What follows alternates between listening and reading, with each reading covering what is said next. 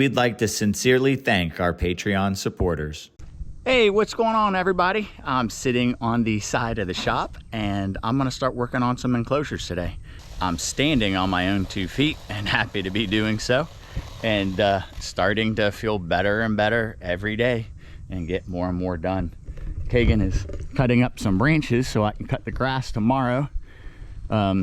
But you never know. She could be cutting those branches to use them in some sort of enclosure. We never know what she's working on in the backs of her mind. She may have plans for those branches.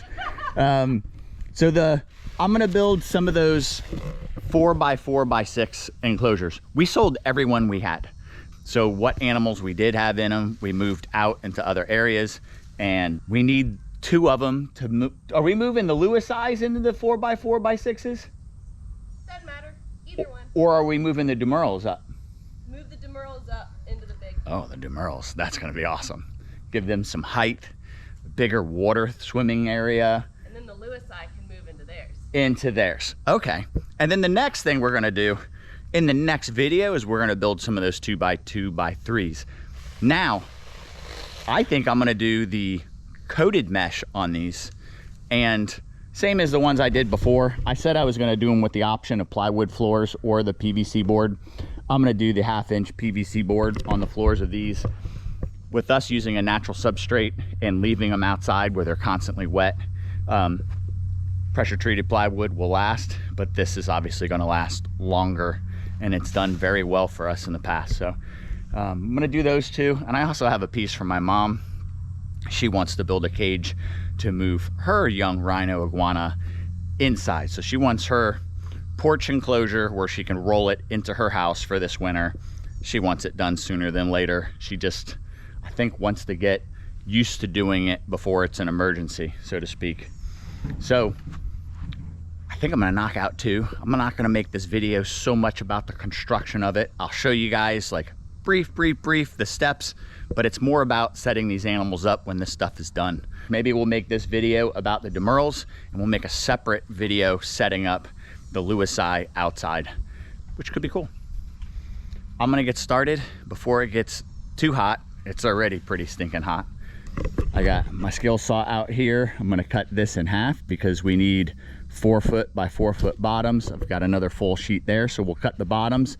Then I have my table saw there, and I have a pile of pressure treated 2x4s behind my little scooter there, and I'm gonna rip them into, get better sunlight, into 2x2s. So from every 2x4, which is 1.5 inches by 3.5 inches, I will be able to get 2 2x2s, 1.5 inches by 1.5 inches, and 1 or 2 1/4-inch strips, which, as you guys know, in the end, I use those strips to cover up the screen. I screw that on, so if a staple rusts or anything like that, that the screen's not able to be pushed out and an animal can't escape. So I use that as an insurance policy.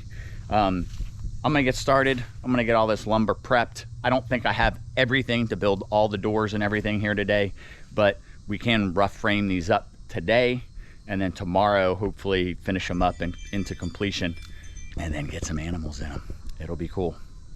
All right, I've been working at it all morning. It's lunchtime now, but I have the main frame structures of the enclosures all ripped into 2x2s and cut to length so I could start assembling. I have some scrap wood still there, and I have my PVC board cut for the bottoms of those, as well as my mom's enclosure.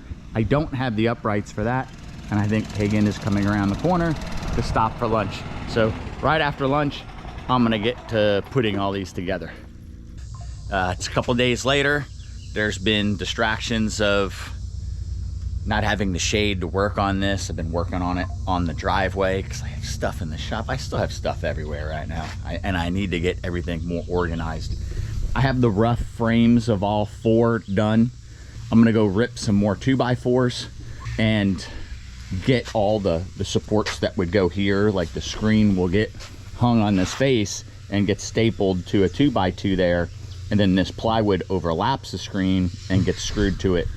Right now I just tack the plywood on because it's what holds everything truly square. So I'll have to take that back off, lay it on its side, do the screen on that side, roll it, and we'll get it all hung that way. So I'm gonna go rip some more 2x2s. I plan on finishing them today, doors and all, screen, everything. So I'm gonna get started. Looks like it's gonna be a sunny day, so I'll just have to find some shade to work in. Now that it's on wheels, it'll be a little bit easier. I could roll each cage individually, screen it all minus the door, and then we'll just get the doors done, and then we can move some animals. Get to the exciting part of this video. All right, guys. Again, another day plugging away, trying to get this stuff done. As you saw in the last video, I had to change gears, and we moved the young Lewisii, one of them, up to the next enclosure to get a video out. And I still need to get these cages done and move the Dumerils. This one is done, minus the locking mechanism up there that holds the door flush.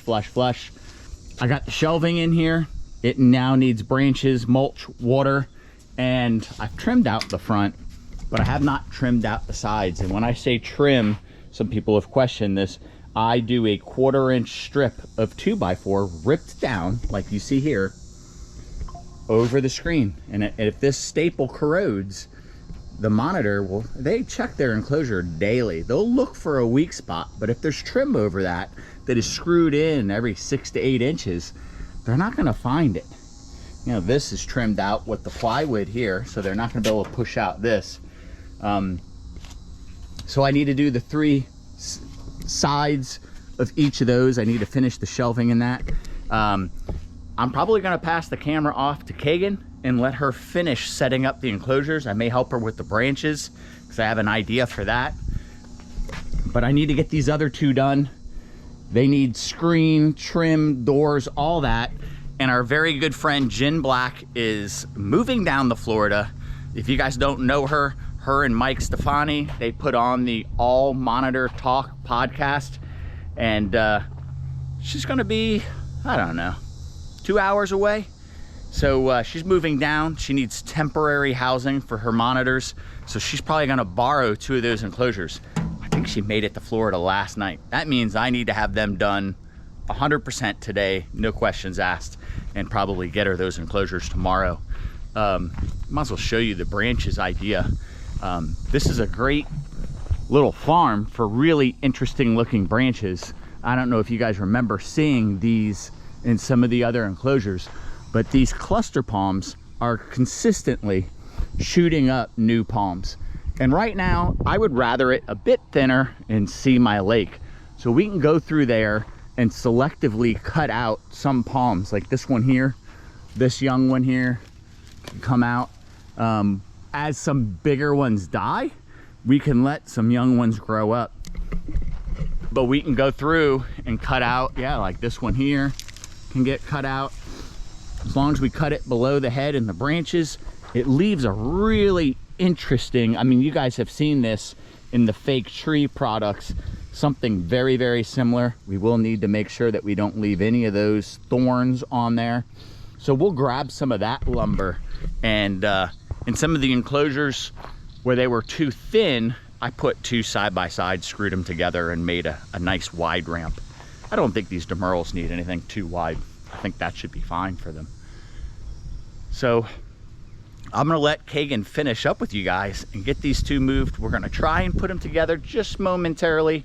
I have a feeling Aiden, who produced these as babies, said that they're probably mature enough where they shouldn't be put together unless they were breeding.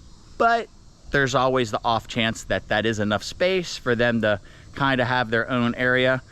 I'm gonna go look back through the text messages with him to confirm that. Otherwise, you'll see them going in 2 separate enclosures. We're gonna do whatever's safest for the animals, as you know. And I should address safety for the animals. I am still thinking about and reviewing the stuff with the tortoises and thinking about another compromise area on the property. As I said, there's, as far as like people saying dead leaves on the ground and acorns, there isn't much property here at all. That doesn't, my entire property is oak trees. On this side of the lake, that side of the lake, there really is not a span bordering the area where the greenhouse and farm area would be later. There's the area behind the cages that some people maybe see as a blank slate, but that is supposed to be mango trees, avocado trees. Like, that is supposed to be our orchard, so to speak, or our you know, our food jungle. That's what that land is supposed to be. Is all the fruits and vegetables and stuff like that that we can produce here to feed the animals and us. So there really isn't not a lot of space for that. A lot of space, but there's an oak tree every 20 feet just about on this property. Still trying to figure it out. Just letting you guys know that I am paying attention to your comments and putting a lot of heavy thought into it and trying to figure it out. I'm gonna get to work on these enclosures, and I'm sure Kagan will pick up this camera shortly once she's done tending to the chickens and quail and all that stuff out in the back. And you guys will get to see these get set up. All right, guys, here is where we are at with the enclosures. We got some of these palms cut down, cut to size, and put up for the ramps from the top to the bottom and the midsection up. We got the mulch pit in, and they've got their gigantic water features. What do you think? I think these guys are gonna go crazy over these waters. Oh yeah. They are in their waters all the time, especially the male. I think they are really gonna love it. Now, the only thing left is to get the lizard in there. And then eventually some plants. I would love some plants next, but we know we're gonna have a lay box for the female probably right away. Yeah, sooner than later. So maybe if we pick out a plant that we don't mind her digging up, maybe we'll just put that in there, and then we could observe the digging in that pot. Sure. Oh, look at you, already out and about. Come here. Scoop. Such a stressful animal to pick up, right? Very much so. Oh, we still got to move your nameplate too, Miss Bonnie. Yeah, my gosh, these guys are just the coolest. Like, what, what the heck? Ah. All right, Miss Bonnie, where do you think? Straight into the water? Oh, I think so. Straight into the water. Plunk. She submerged her head right away. She's like, wait a second. She's going to a nice shed. Yeah, she is. She's like, wait, this is as big as my enclosure was before. Right? This is what you deserve. Oh gosh, she looks so gorgeous in the sun. She's sprawling out. Yeah, she is. I feel like she's about to christen that water. So these guys were produced by Aiden Bradley over at, we'll put it in the description. Absolutely. Aiden Bradley, he's all over Facebook and Instagram. Let's see. Easy to find. I couldn't help myself. Look at the banding. You know, people say that these guys get so dull after, you know, as they become adults. I still think that's a brilliantly colored animal. So pretty. I hope it's showing up on film, guys, because it's just, that could be the end of it as soon as she finds the mulch. I'd say she's a solid 2 foot right now. Yeah. Now you really see her stretched out. Yeah, a plant, nice plant would be really cool in there. She looks so little in there now. Yeah. So the male is over here in his water. Oh, he is just asleep under his water. Hey, man.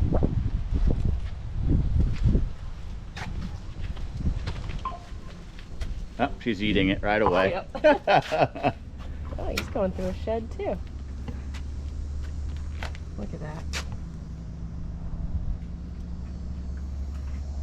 He's beautiful. He really is. They both are. Ready, buddy? Boom.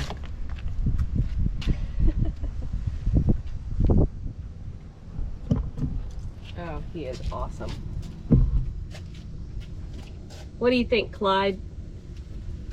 Is that the upgrade you needed, buddy? I don't even know if he's gonna come out of the water to explore the rest of the enclosure. I think he's just gonna stay right in there. I talked you into one bag of mulch. I think we need to split another half bag in each one. Yeah. Get that substrate a little thicker. You were mentioning that I need to put like a 1x4 there to hold the mulch in. The smaller mesh held it in the enclosure better. Yeah. But this large 1x1 coated mesh is it's not gonna hold the mulch. We're gonna have mulch all over the driveway. Yeah. So I could probably just set that up against the screen as a little dam. He was just perching his head way high, looking around.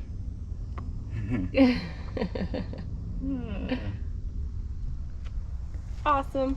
Yeah, definitely we need some green in there. That definitely needs to happen. So Kagan found these 2 Collusia in our pile of plants. These plants are grown when we trim these 2 big ones that we have in our gardens, this one here and the one over there. And when we trim it back, every time we trim that, we put that into the ground and they grow into plants. So we can constantly put fresh plants into the... That's awesome. You can constantly put fresh plants into the enclosures because a lot get destroyed. That looks so much better. And that gives her a place to dig. She's working on that quail right now, guys. He's already up on His shelf, yeah, I know, sticking his head up high up on that shelf. Yeah, he'll probably use that even as a way to climb down. Yeah, he's immediately gonna go over and investigate that. What did I put in here?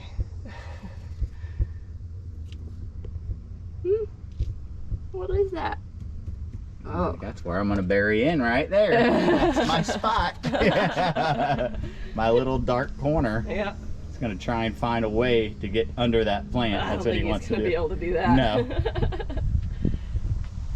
And also we should say Kagan moved all of the mulch to the side before she put the water in. That way we don't have to worry about animals underneath the water. Now, it may not sound like a problem when the water source is very small or a clear tub, because you can see if the animal's underneath it. But when it's a big, dark water tub with a lot of weight, if you go to flip that over and your animal is sleeping under it, you could probably crush that small animal, injure them, break ribs, stuff like that, by putting all that weight onto the edge of the tub if it's sitting on the animal. So, Or if it's half full and it rains real heavy and fills up while they're it fills underneath. up, yeah. Could suffocate them.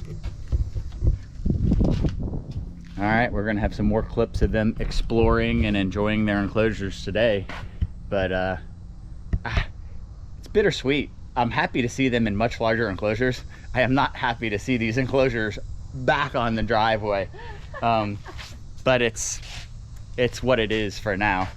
You know, we haven't got the reptile room done yet. We haven't, you know, haven't gotten the trucks out of the shop to create space in there yet. My injury has definitely set us back quite a ways. But, and I was hoping to have 2 cages to sell out of this, but if Jen's borrowing 2, then we don't have any to sell. But what I am gonna do as soon as we finish this is jump into doing a group of 4 of the 2x3x4s and build a group of the 2x2x4s. And we'll just have them on the driveway ready for people. And I think once I get through that, then I'm going full steam ahead on hide boxes and what's that? Flaps, hide boxes, flaps, the electrical in row 4, and then the tortoises. That looks center? It's center-ish, it's fine. Center-ish. All about that. crack it. You don't have to send it home. That's when it cracks.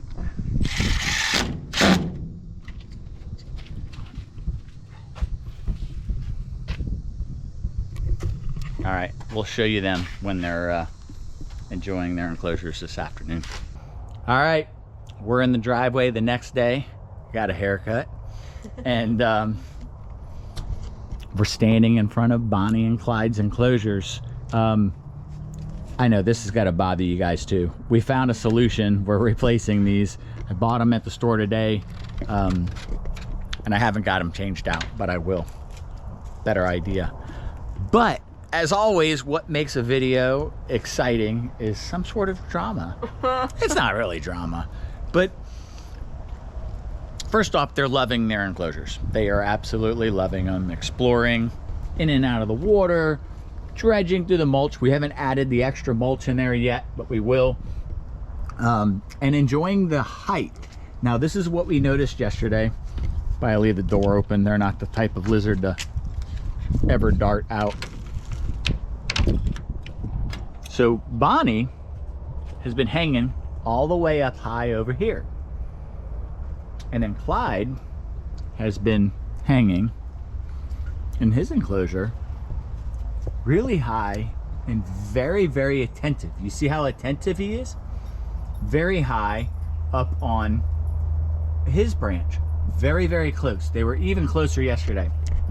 Kagan and I started looking at their facial features, the base of the tail, and we're like, I don't know if we have a Bonnie and Clyde. I think we have a Clyde and a Clyde. Well, first we were like excited, right? Because maybe that was some interest. Yeah, we did think that maybe, you know, Bonnie's coming of age, and maybe she's going through a cycle the way she's hanging on the cage there. Now, we could totally be wrong, and it could still be a Bonnie and Clyde. We've sent the pictures to Aiden, and we're waiting for him. He said he's actually not sure, and he's sending them to a friend of his. But what was also very, very, very different. Now, every time we've ever picked up these animals, it is absolutely as calm as this. Now, Kagan had Bonnie crawling on her arm and everything, and then went to pick up Clyde. I have never seen a Dumerils act somewhat huffy and aggressive, where it looked like it wanted to bite you. Yeah. He did want to bite you. Yeah. A couple times. And look at her looking. She sees that camera and she is very, very curious. You guys see that? That is so wild. That camera really she is turning her head totally sideways. That is wild. Because of that camera is in her face. And I'm still gonna say her. But if you guys can see, it's not from underneath at the base of the tail. It is this right here. And you guys see that little bulge there. It is little. Now, that's to be decided. Some females have a little bit of a bulge, and some males have a little bulge. Some males have big bulges. And it changes from species to species and monitor to monitor. And I might be able to get Clyde's base of tail.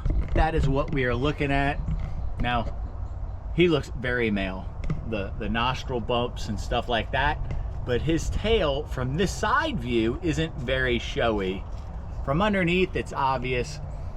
He's mean mugging me right now. Yeah. And it's so weird because I've never seen that behavior from him.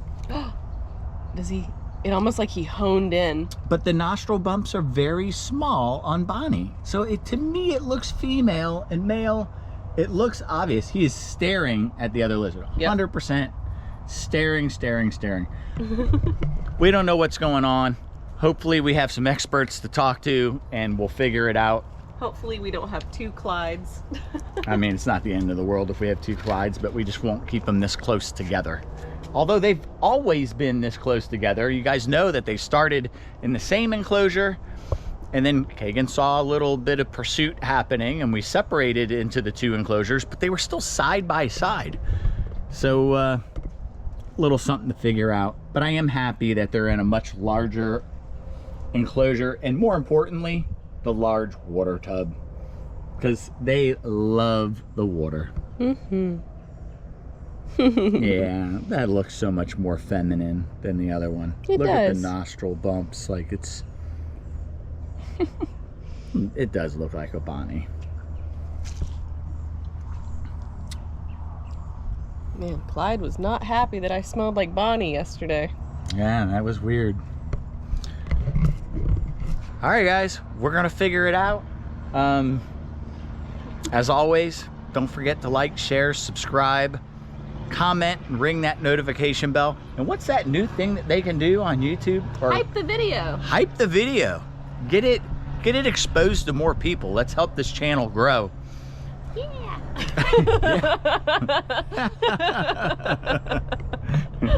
All right, guys, we'll see you soon.